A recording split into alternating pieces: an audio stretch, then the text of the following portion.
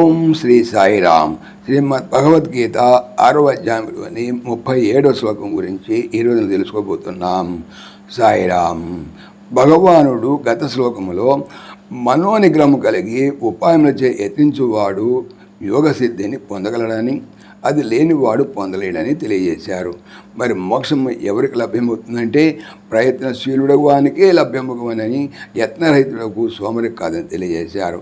ఇది విన్న తర్వాత యోగమున రాబోయేటువంటి శ్లోకంలో యోగమునందు శ్రద్ధ కలిగి మనోనిగ్రహం ఇంకా నువ్వు పడైతాలన్నట్టు సాధకుడు మరణించిన పేదప ఏ గతిని పొందును తెలుసుకున్న తలంచి అర్జునుడు ఆ విషయమై పరమాత్మను ప్రశ్నిస్తున్నాడు. అర్జున వాచ అయతి శ్రద్ధయోపేతో యోగాచలితమానసః అప్రాప్య యోగ సంసిద్ధిం కాం గతిం కృష్ణ గచ్చతి. అర్జున ఉవాచ. అర్జునుడు అడిగాను, కృష్ణ, ఓ కృష్ణ, శ్రద్ధతో ఉపేత కూడినవాడును, అయతి మనోనిగ్రహ శక్తి లేనివాడవడచే యోగాత్ యోగము నుండి, చలిత మానస జారిన మనస్సు కలవాడును, యోగ సంసిద్ధిం యోగసిద్ధిని అప్రాప్య పొందక, కాం గతిం ఏ గతిని గచ్చతి పొందుతున్నాడు. అర్జునుడు అడిగాను, కృష్ణ, శ్రద్ధతో కూడి ఉన్నవాడును కానీ నిగ్రహశక్తి లేనివాడవుడిచే యోగం నుండి జారిన మనసు కలవాడునకు సాధకుడు యోగసిద్ధిని పొందుతాలాగా మరి ఏ గతిని పొందుతున్నాడు?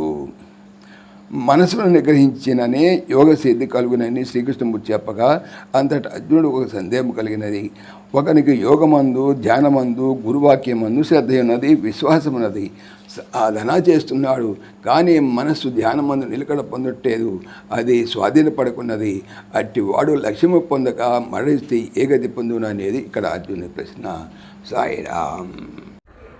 జై శ్రీకృష్ణ. ఈ ఛానల్ సంబంధించిన పూర్తి వివరణ డిస్క్రిప్షన్లో చూడవచ్చును. జై శ్రీకృష్ణ. ఓం దేవకీ నందనాయ విద్మహే వాసుదేవాయ ధీమహి తన్న కృష్ణ ప్రచోదయాత్. ఓం సర్వం శ్రీకృష్ణార్పణమస్తు. జై శ్రీకృష్ణ. జై జై శ్రీకృష్ణ. ఆత్మీయులకు మనవి, ఈ ఛానల్తో పాటుగా భగవానుడు అనంత మహిమల శ్రీ సత్యసాయి అనేటువంటి మరొక ఛానల్ను నా చేత చేయిస్తున్నారు. దీనికి సంబంధించిన లింక్ డిస్క్రిప్షన్లో చూడవచ్చు. సాయిరామ్.